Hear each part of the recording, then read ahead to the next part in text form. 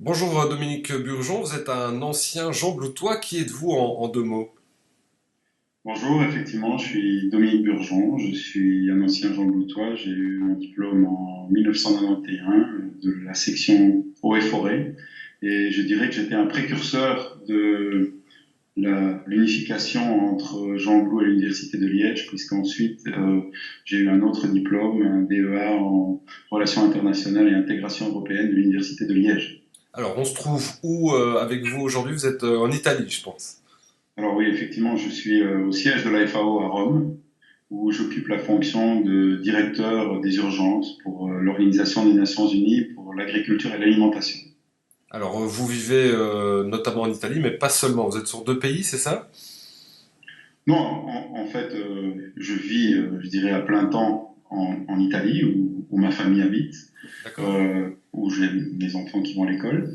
Mais en outre, je dirais que je voyage énormément dans tous les pays qui sont essentiellement les pays en crise, donc qui vivent, qui sont dans des situations de crise alimentaire, qui sont liées soit à des catastrophes naturelles, ou des conflits.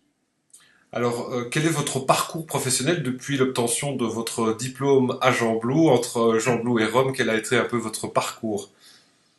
Alors, c'est un parcours professionnel, je dirais, le seul moment où j'ai exercé en Belgique, c'était pendant mon service militaire à la 67e compagnie du génie. Après, D'accord.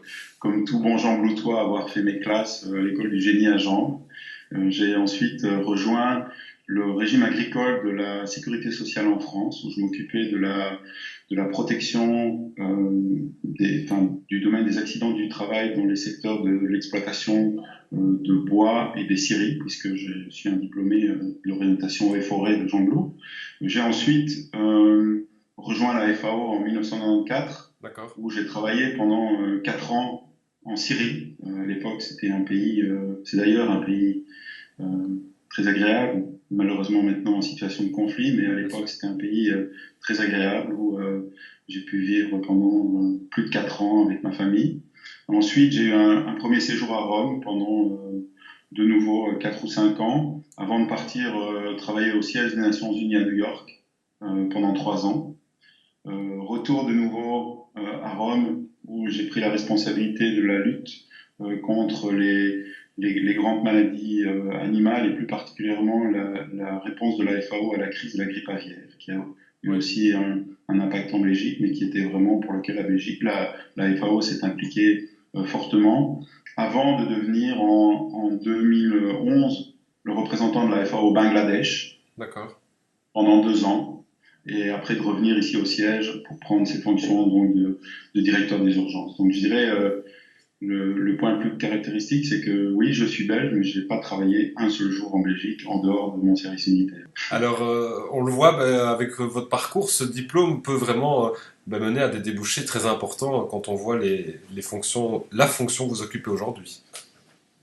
Oui, alors évidemment, c'est un diplôme qui peut mener effectivement à plein de choses. Moi, je m'estime extrêmement heureux de finalement pouvoir exercer dans l'organisation qui est peut-être l'organisation des ingénieurs Bien agronomes sûr. par définition. Donc, je m'estime très heureux là-dedans, mais je pense que c'est un diplôme qui peut mener à énormément de débouchés, surtout quand on garde une chose à l'esprit, c'est que en 2050, on sera à 9 milliards Oui. et que pour nourrir ces 9 milliards de personnes, en moyenne, on va devoir augmenter les productions agricoles de l'ordre de 70% dans le monde, 100% dans certains pays. Ce qui veut dire que le besoin de spécialistes dans ces domaines est plus fondamental que jamais. Donc il y a de l'avenir avec ce diplôme d'ingénieur agronome. Alors quel souvenir vous gardez de vos années d'études? C'était il y a un petit temps, on va dire ça comme ça. Oui, c'était de 85 à 91. C'était, vous savez, les années d'études, ce sont des années exceptionnelles. Ouais. Les seuls moments un peu plus difficiles, c'est les sessions d'examen, dont on reste souvent marqué à vie, du moins dans mon cas.